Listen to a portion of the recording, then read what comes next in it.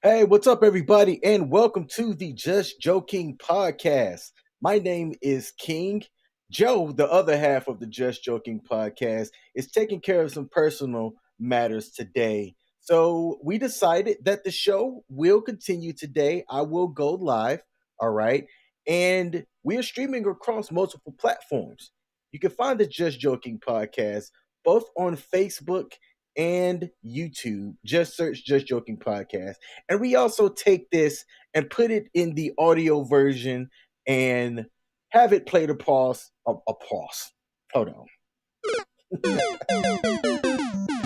Have it played across multiple platforms. Okay. So what do we do over here at the Just Joking Podcast? We talk about current events and things that's on our mind. Okay. And we'd like to get you guys involved as well. So we have a milestone that we hit. I'd like to congratulate the 1,000 subscribers to our YouTube channel. Okay. One of our videos blew up and it got us some subscribers that came over and followed our YouTube channel. So I appreciate that.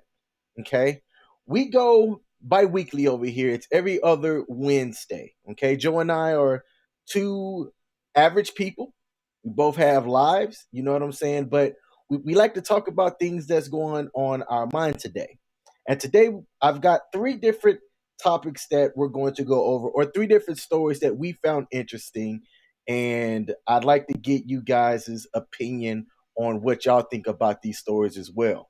So let's get into the first story. Let's just jump right into it. Oh, actually, we would typically talk about what our current mind state is. Like, how's everything going with us? So I'm going to share what's going on with me and my mind state out to the people that's listening. Okay. So if I was talking to Joe right now and he asked me, how's my mentals? How I'm doing well.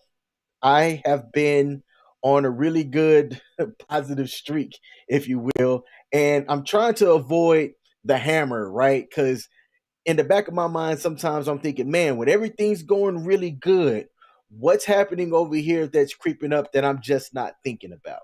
Okay. My health is decent right now. You know, my finances are good, and I don't have any relational stress. It's my personal opinion that most of the times, whenever people are stressed, the stress comes from people that's in your life.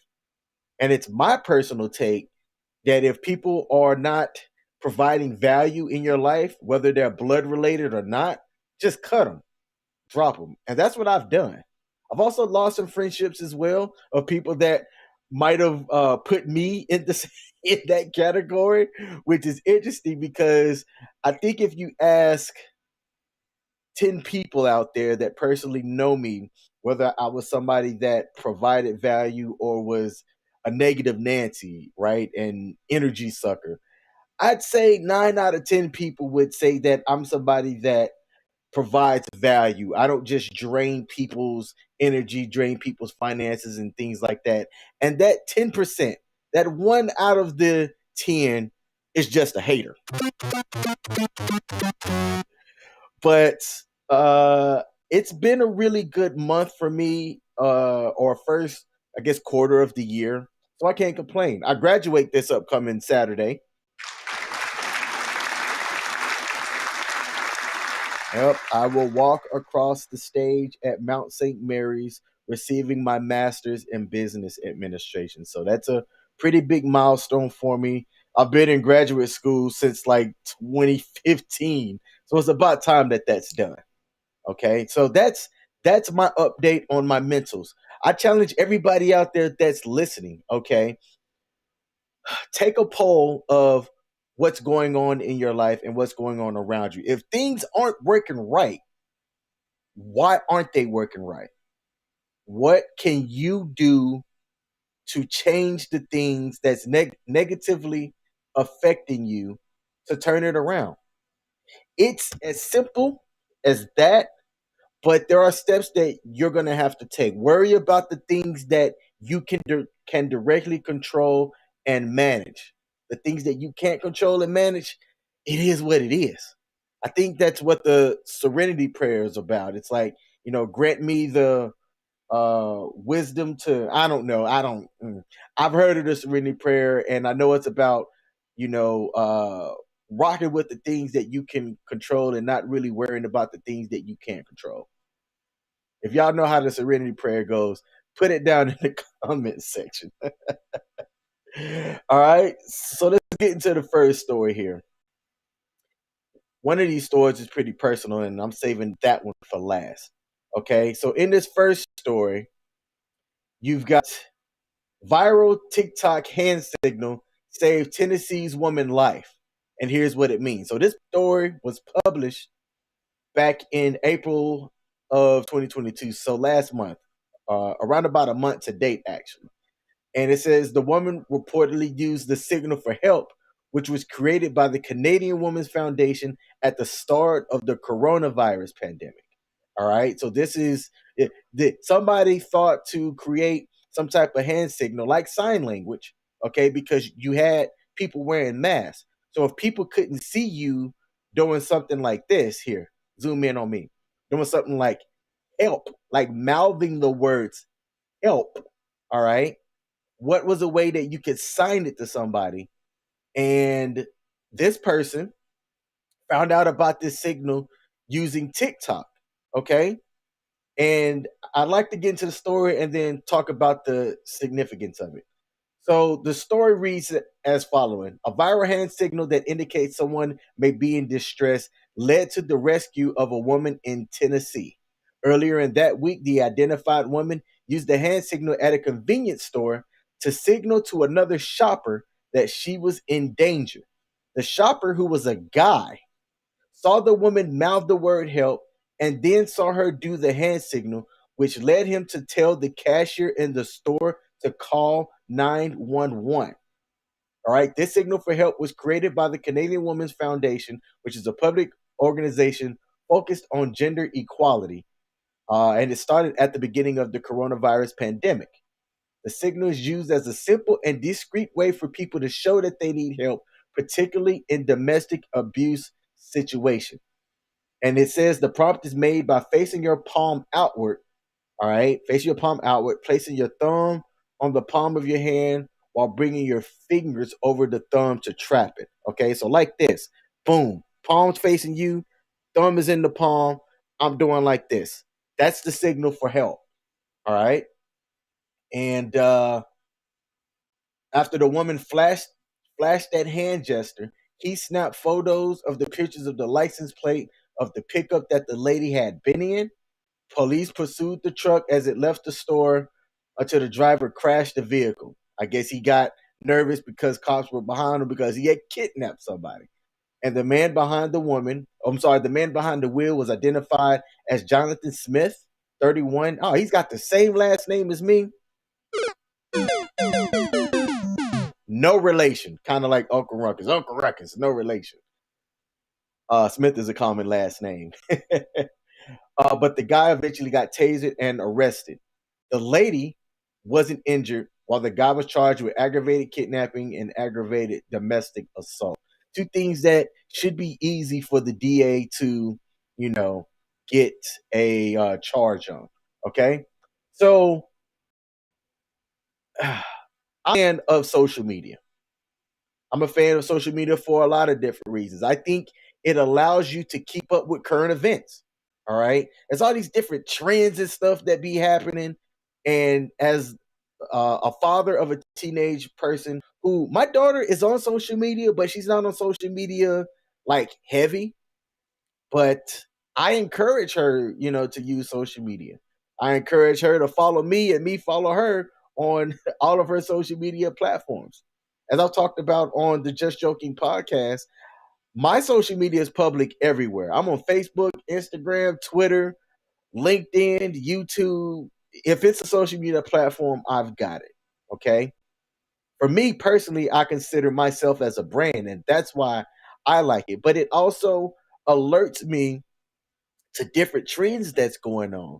Because as things start trending, folks will create hashtags and stuff, or the algorithm might pick up on certain things that it wants to promote and put out there. And you'll, catch things like, hey, there's a signal for help that somebody created. that if you're alert to what that signal is, then you can do something about it. I can tell you, for as much as I'm on TikTok and YouTube, I've never seen that signal for help. And who knows, I might have missed the sign outside of somebody like mouthing the words help or saying it out loud and been able to react the way that the guy did to help this lady out. So, hey, fantastic pickup by the guy that noticed it. Fantastic results for the cops doing what they did to safely get the offending person arrested and in jail and potentially saving somebody's life. Okay. And on the screen, which people that are listening to this on the audio version of the podcast, on the screen, it's showing what I talked about earlier, where you place your palm towards somebody, okay, tuck your thumb into your palm, and then bring your fingers over your thumb, almost like forming a fist to go punch somebody in the face. Maybe I shouldn't talk about punching somebody with a domestic assault type of signal, but y'all get what I'm saying. Okay. So it says use this signal to ask for help on a video call without leaving a digital trace. If you see this sign on a video call, find out how to help below. Oh, boom. All right. So yeah, so this one is, it's the same, but it's saying, hey, if you want to do it to where you're pointing towards a camera and putting that signal out there, that's how you can discreetly put a signal for somebody to hopefully translate it and get you whatever assistance or help that you need. So, shout out to Mr. Eric for recognizing that signal and doing something to get that lady some help. All right. Let's go to the next story. This is the second out of story number 3 here. So, this one is an article on TMZ, and this was published in late April, and it cracked me up.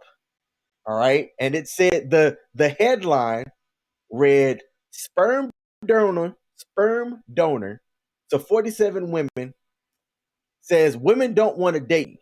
Okay. So this guy, Carl Gordy, looks like he's a average looking guy. Uh I'm guessing based off of his height, he might be around about 5'10". I'm curious if they have his height in the article. Goes on and says Kyle Gordy, a sperm donor with 47 biological kids and counting, can't seem to date or can't seem to find a girlfriend. He says that women don't want to get into a relationship with him.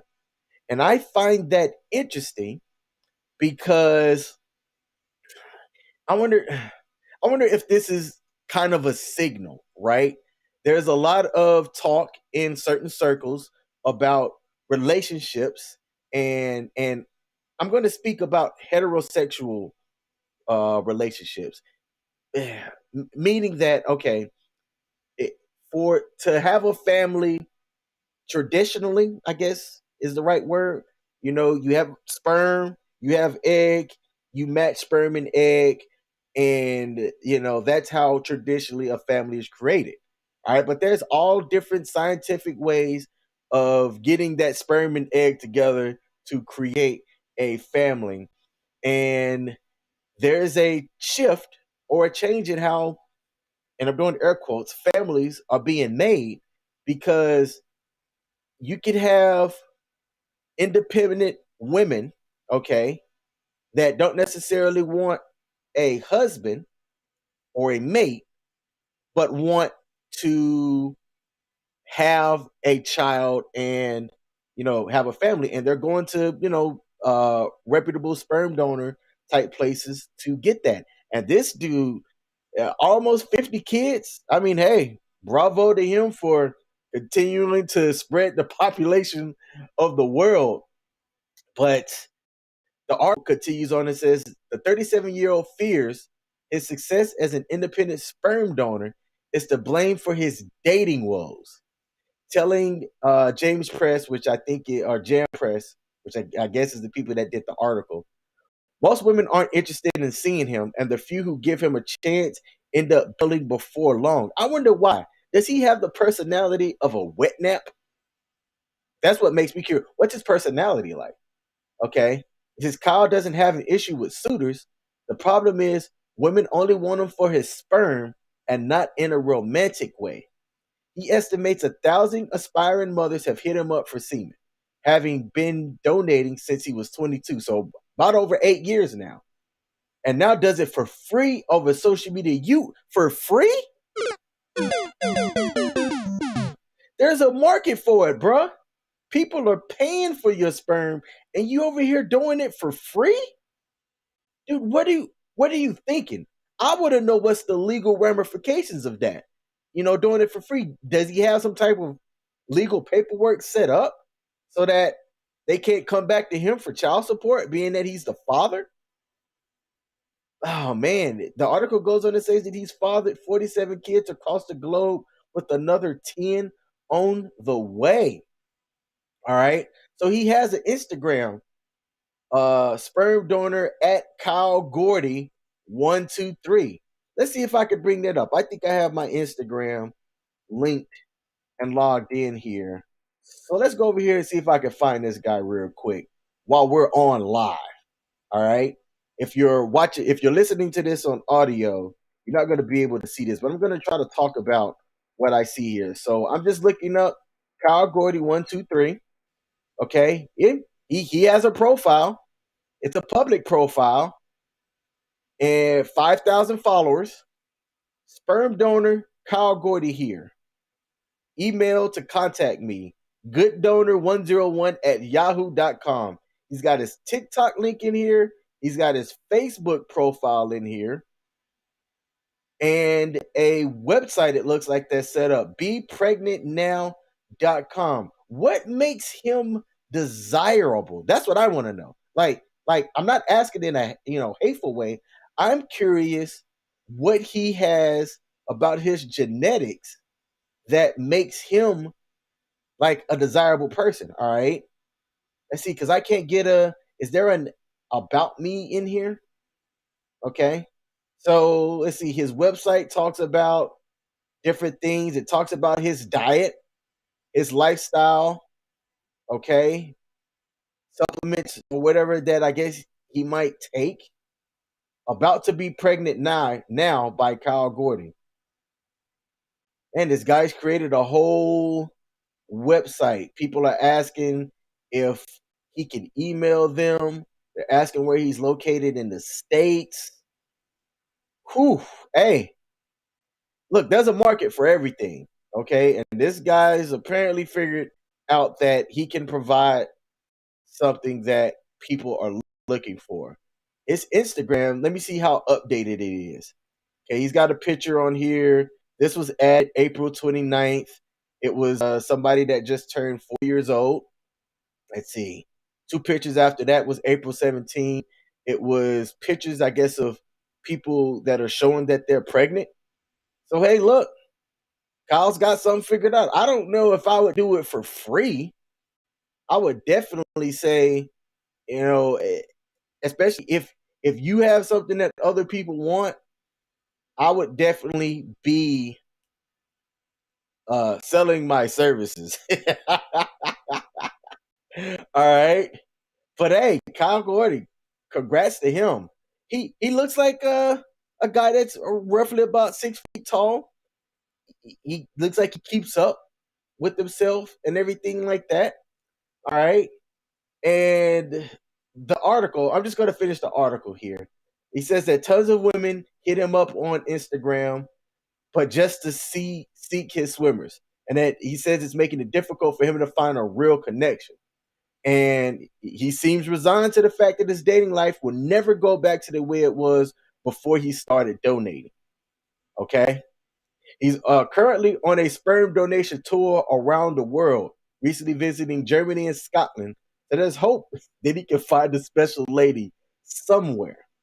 He's willing to settle down and start a life of his own, but admits it'll take a very special lady to accept him for who he is, explaining he usually fesses up about his lifestyle right out the gate. And I mean, I guess that's reasonable. That's smart. Because is this something that he's going to give up? All right. Like if he finds somebody that wants to be with him, they're going to have to be okay with the fact that this guy has 50 biological kids out there in the world. And he might, this might be something that he doesn't want to stop. He might think that it's his mission to, spread his seed, so to speak. And hey, shout out to him. I mean, with the way that everything's changing in the world, this doesn't surprise me.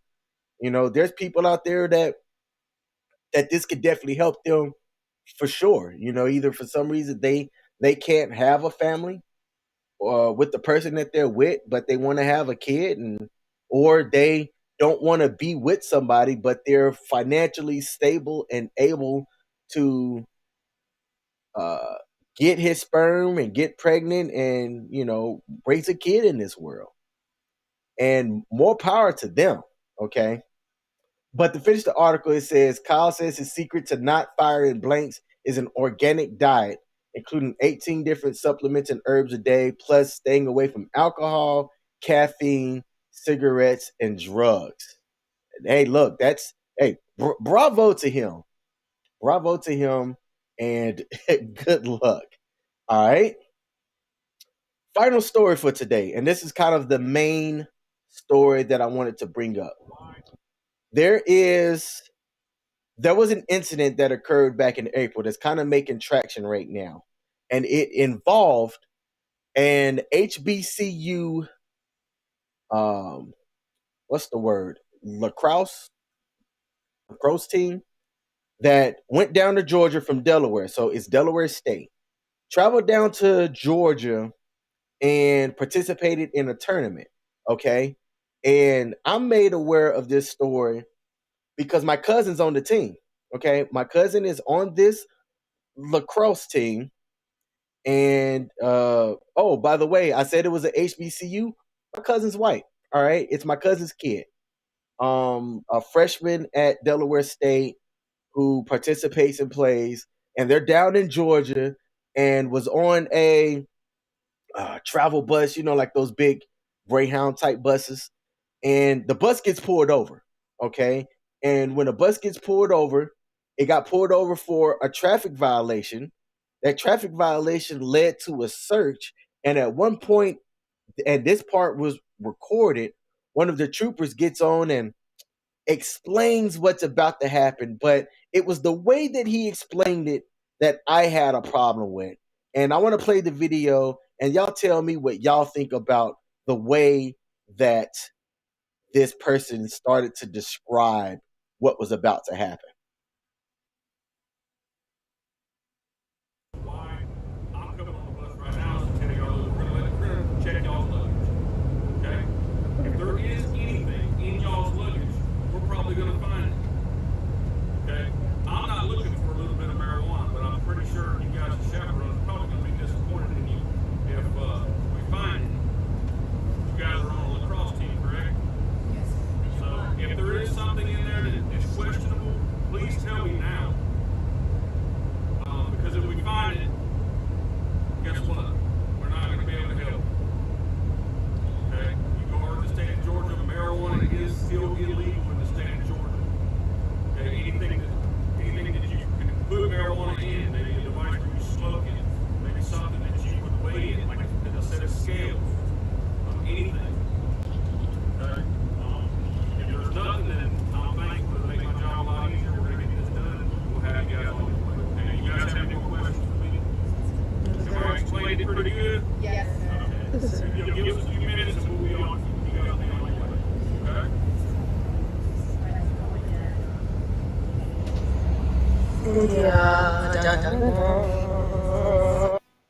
All right. So, did y'all hear the way he talked at the beginning? All right. So, what started, and I'm going to find, there's an article here. Okay.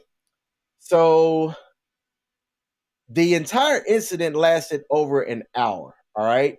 And this team from Delaware State was down in Georgia on a 3-day tournament and then was traveling back from Georgia back to Delaware.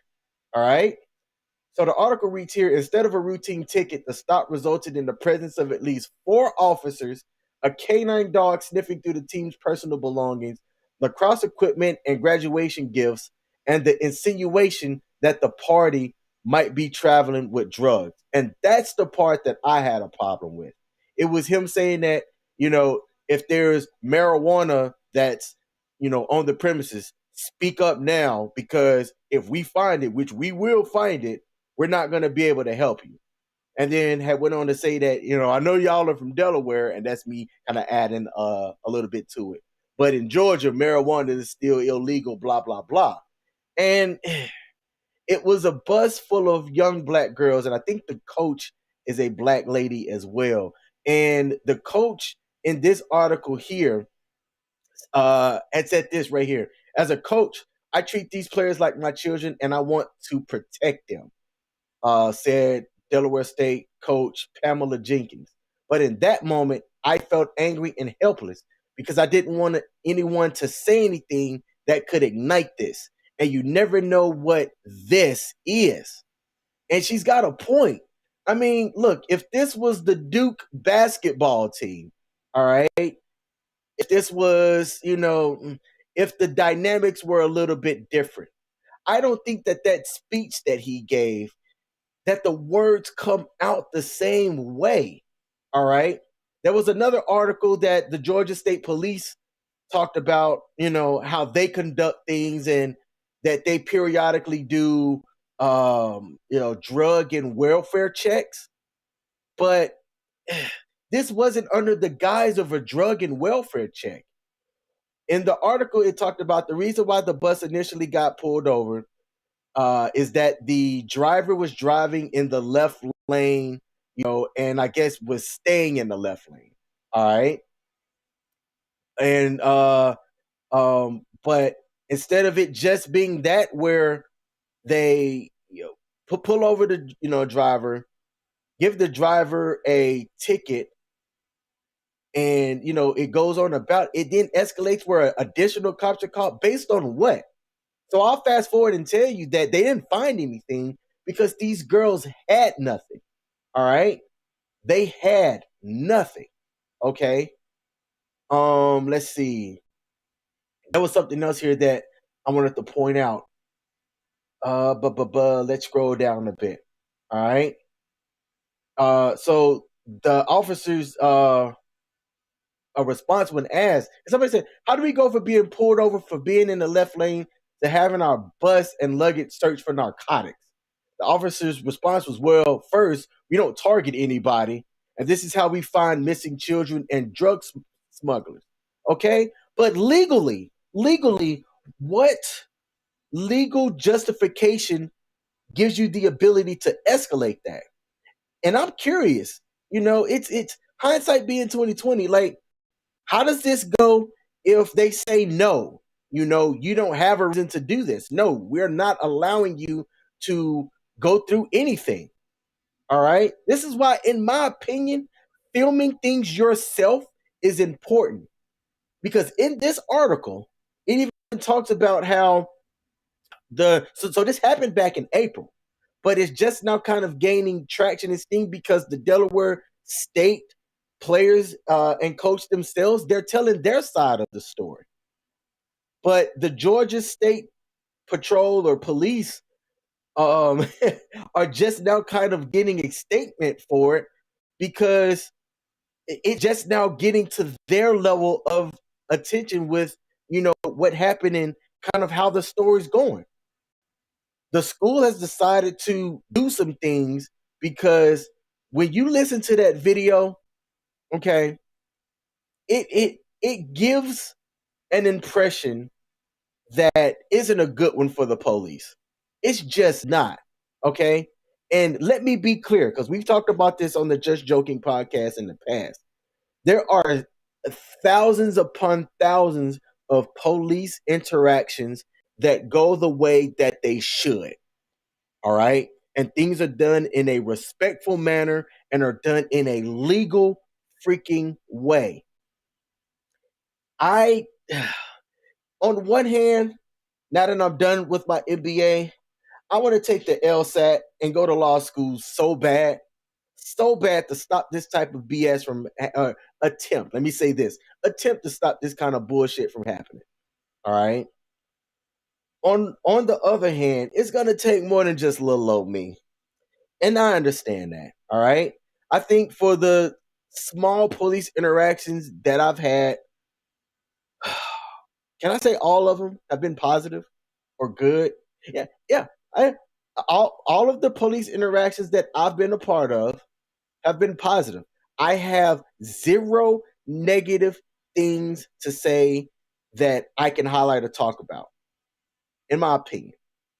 There was never any condescending type speak. Okay, no disrespect that was given, and I think when people talk about their police interactions, that's what they want to know. Because look, police aren't above the law. I think if anything, really nobody's above the law. I was about to say judges are, but really, not really. Judges aren't above the law themselves. They're tasked with how do I say this? I can't say it in an intelligent way, so I'm not going to go there. But police are fall under the enforcement of the law and enforce laws that we, the people, okay, through legislation and people appointed. All right, these laws are there. You can say some aren't fair, some aren't equitable. All right, there's definitely laws out there that you can argue aren't fair, equitable across the board, depending on who you are. All right, but police aren't there to be above the law. And to go into that part at the beginning where he talked about uh, marijuana and explaining that it's still illegal in the state of Georgia. So even if you came from a different state, if you have it here, it's not going to be a good thing for you. I think that was just way too much. In my opinion, a USC college team doesn't get that same speech. A Duke lacrosse team doesn't get that same speech, But if it's a predominantly black school, or people on the bus, that's what they're going to get in a state like Georgia or Mississippi. That's why I avoid Mississippi like the plague. Y'all have no. I avoid Mississippi as if I'm allergic to it.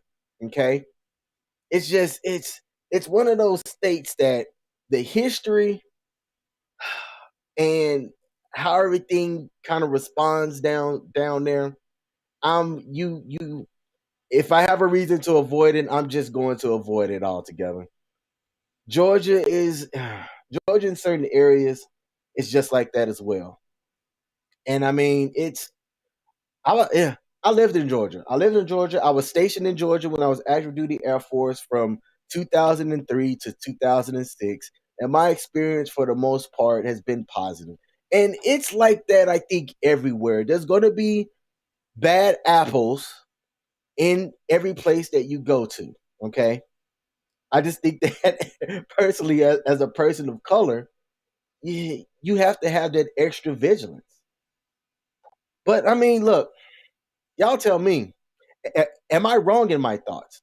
Was this cop wrong in the way that he explained and what he, kind of showed in this video? This video got uploaded May the 4th, so it's about a little bit over 8 days ago. And it's got, 77,000 views, and it's unlisted. The only way that you have access to this video is through the link that it was provided. And there was a link that was in a Delaware state official email.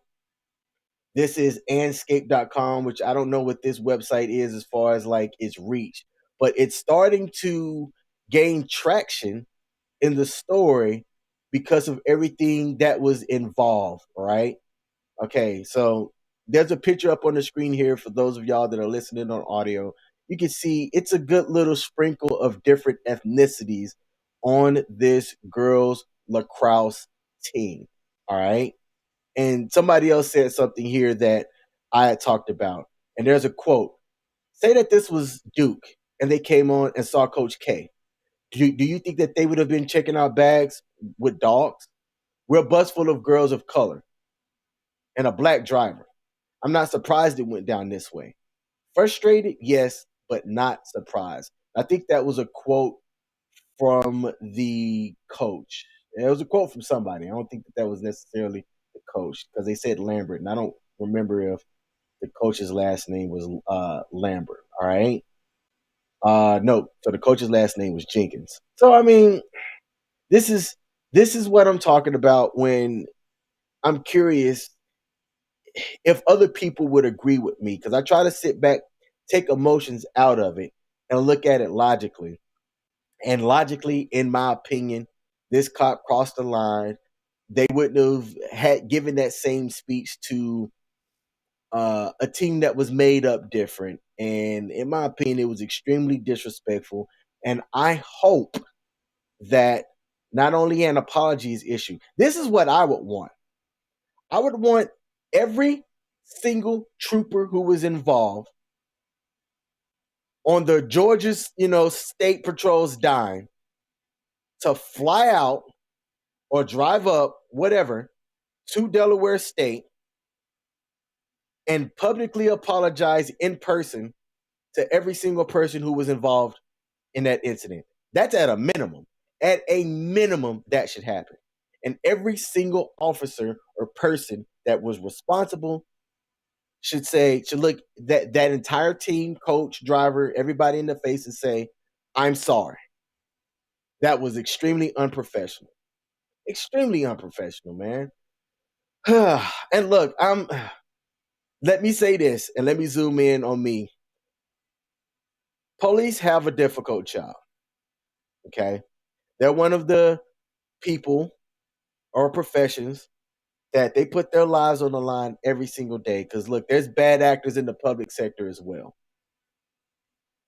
It is my opinion, though, that at a bare minimum, respect should be given when you're wearing the badge, and it should be received. Like, I'm not going to sit here and yes sir or yes ma'am anybody just because they're wearing a badge or what their profession is. By default, that's not something that I'll do. Now, if you interact with me that way, you pull me over and it's, sir, my name is Officer Lancaster, badge number 123456. The reason why I pulled you over is because of XYZ. Like, I like them asking me. Let me tell y'all. Is it? Do you know why I pulled you over? Don't answer that. That is no. I got pulled over one time, and the officer came up. I had my windows down. I had my license and registration on the dashboard, hands on the steering wheel, just like this. Boom. All right. Officer comes up. He says, "Hey, my name." He identified himself by name and badge number, and then said, "Do you know why I pulled you over?" And I laughed and I said, "I'm not gonna answer that." Just like that. I'm like, I'm not gonna answer that. You can tell me why you pulled me over, but I'm not gonna incriminate myself. I'm smarter than that. Well, I didn't say that part, but I'm like, in my head, I'm like, man, I'm smarter than that. I'm not gonna sit here and well, no, no, no. Be smarter than that, people. If they ever approach you talking about some, do you know why I pulled you over? I don't know what their training is or what their interrogation stuff is, but I've had interrogation training in the past. All right. And communication training as well. Haven't had any legal training, so I'm not going to get into that. But what I do know is you don't want to incriminate yourself on anything. Shut the hell up. Don't answer that question, obviously, and understand what your laws are revolving around identifying yourself and things like that. If they're asking you where are you going, don't have to answer that. Okay. Pulled you over for having a broken tail light or whatnot. Go with the role of talking about your broken tail light. Okay. Or if you say, hey, I'm Officer Lancaster, badge number 12345. The reason why I pulled you over is you have a broken tail light. Were you aware? Nope, I was not aware. All right, your license, registration, proof of insurance, boom. You deliver all of that. They're gonna go do whatever standard BS they have to do. Check to make sure you don't have any warrants and all of that stuff. I've seemed to have heard that every time that I've got pulled over. Like I got pulled over for what did I get pulled over for? I got pulled over for something, and I got a warning, so I didn't get a ticket. But the officer took my identification and told me, he said, so I'm going to give you a warning. Uh, he said, I'm going to run your identification, make sure you don't have anything outstanding or whatnot. And everything comes back good. You're free to go with the warning, yada, yada. Uh, what was it? I got put over for a safety equipment thing. It was a valid stop. All right. So he comes back, he runs my thing. I get what's called a fix-it ticket. Fix-it ticket. At least that's what it's called shorthand here in Maryland. And it was one of those that I just had a certain amount of days to fix what was broken and then go to a local court or like police stations, verify that it's fixed, and that's it. You don't get any points. There's no infraction, none of that jazz. Okay. But yeah, but there was a time that I did get pulled over, and the guy asked me, "Do you know why I pulled you over?" I legit smiled and said, "I'm not answering that." Don't play that game, okay? So learn the law, get smart about it. If you're one of the people like the girls that are on that lacrosse team, I've got to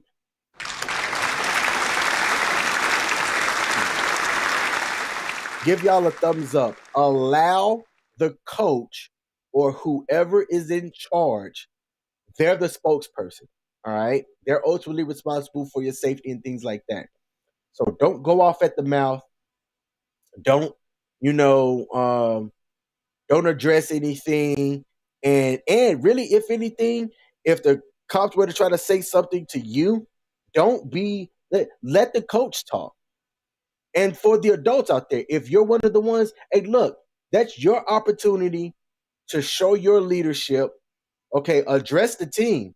I would have directly addressed the team right there in front of the coaches and say, hey, look, nobody on here says a word. Okay. They will talk through me, go through me, and if things needed to escalate further, you know, then you allow the coach to run through all of that.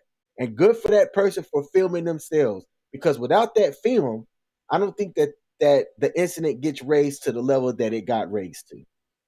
Okay? So that is my video for today. That's our podcast for today. Excuse me. Joe's going to be back on during the next time, and we'll see you guys on our next live stream on the Just Joking podcast. That ending was trash. We're going to work on that. Peace.